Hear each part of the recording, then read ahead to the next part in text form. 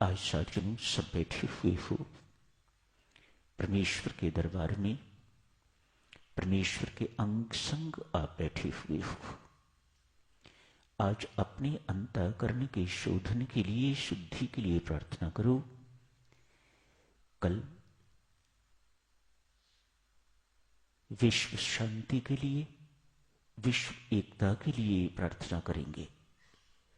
आज अपने अपने अंतःकरण, अपने मन, अपने चित्त की शुद्धि के लिए प्रार्थना करो। अपने अपने शब्दों में प्रार्थना करना। अभी तो जो शब्द आप सुनो, इनसे थोड़े संकेत ले लेना। आगे के लिए अपने अपने शब्दों में प्रार्थना करना। अच्छा लगता है परमात्मा को, नकल अच्छी नहीं लगती, ओरिजिनलिटी उसे बहुत भाती है। यथार्थता, सच्चाई उसे बहुत अच्छी लगती है। आज शुरू करो। परमात्मा, कभी देखा आपने मेरी हालत को जिस वक्त मुझे क्रोध का दौरा पड़ता है? वह बहुत अंग संग बैठा हुआ है आपके, और आप उसे प्रार्थना के माध्यम से उससे वार्तालाप कर रहे हो। परमात्मा देव, शर्मिंदगी से मेरी आंखें भीगी हुई हैं, मेरा सिर, मेरी गर्दन उठ नहीं रही। आपने देखा है ना, जिस वक्त मुझे क्रोध का दौरा पड़ता है, मैं नहीं देखता मेरे सामने मेरे माँ बाप हैं, सास ससुर हैं। मैं नहीं देखता मेरे सामने गुरु खड़ा है। उस वक्त मेरी बुद्धि इतनी भ्रष्ट हो गई होती है। कैसा दौरा है ये! संत महात्मा कहते हैं ना, ये सब आप परमात्मा से बातचीत कर रहे हो। संत महात्मा कहते हैं ना, anger is just one letter short of danger. मानो क्रोध का दौरा पड़ता है तो खतरे की घंटी बजनी शुरू हो जाती है।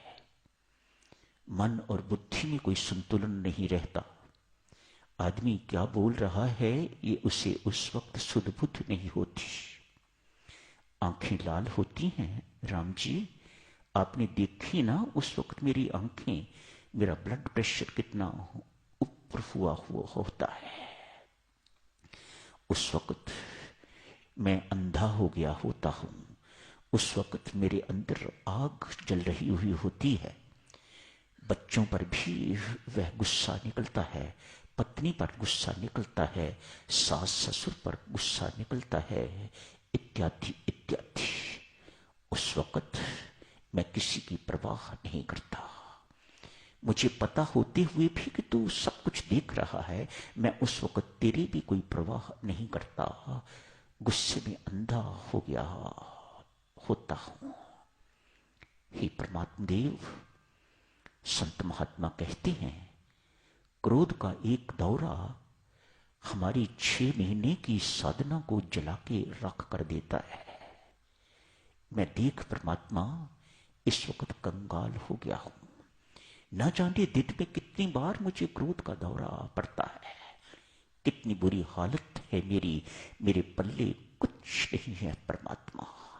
एक दीनहीन कंगाल तेरे दरबार से भीख मांगता है परमात्मा। अपने अनुभव से कहता हूं। आप परमात्मा से हाथ जोड़ के सब कह रहे हो। हाथ जोड़ के परमात्मा अनुभव से कहता हूं, किसी शत्रु को भी ये क्रोध का दौरा न पड़े। बहुत बुरा है तो निराशा के चिन्ह, जीवन में असफलता के चिन्ह। जो साधक जीवन में सफल नहीं हो पाते, निराश हो जाते हैं, वह अपनी निराशा, अपनी असफलता इत्यादि दूसरों पर क्रुद्ध होके तो व्यक्त करते हैं। असफल व्यक्ति बड़ा भारी आलोचक बन जाता है, दूसरों की आलोचना करने वाला। एक तो क्रोध का दौरा, अब दूसरा और दौरा पड़ने वाला है। उसके अंदर इतनी असफलताओं के बावजूद भी उत्कृष्टता का अभिमान, सुपीरियॉरिटी का अभिमान, सिर्फ अपनी असफलता, अपनी गलतियों को छुपाने के लिए औरों के सामने अपने आप को बहुत सुपीरियर वह व्यक्त करता है, दिखाता है, अपने आप को प्रदर्शित करता है। राम जी, मैं किस किस दुर्गुण का वर्णन करूं? सच मानो मेरे राम, मैंने जिंदगी में तेरी भक्ति नहीं करी। मैं तो संसार का पक्का भक्त हूं। तेरे दरबार में, तेरे मंदिर में कभी गया भी हूं तो भी संसार मांगने के लिए। तो मैं तेरा भक्त नहीं हूं परमात्मा, मैं संसार का भक्त हूं। और फिर संसार का भक्त रह के कोई सुखी हो सके, ये कभी नहीं हो सकता। सुख मिलेगा तो परमात्मा की भक्ति से। परमात्मा, हम जानते हैं सुख तेरे पास ही है, तू है सुख का स्रोत, परम सुख का स्रोत तू, परम शांति का स्रोत तू। परमात्मा, आज सब यहां बैठे हुए तेरे दरबार में हाथ जोड़ के प्रार्थना करते हैं, परमात्मा तेरी भक्ति मिल जाए तो ये सारे के सारे दुर्गुण अपने आप दूर हो जाएंगे।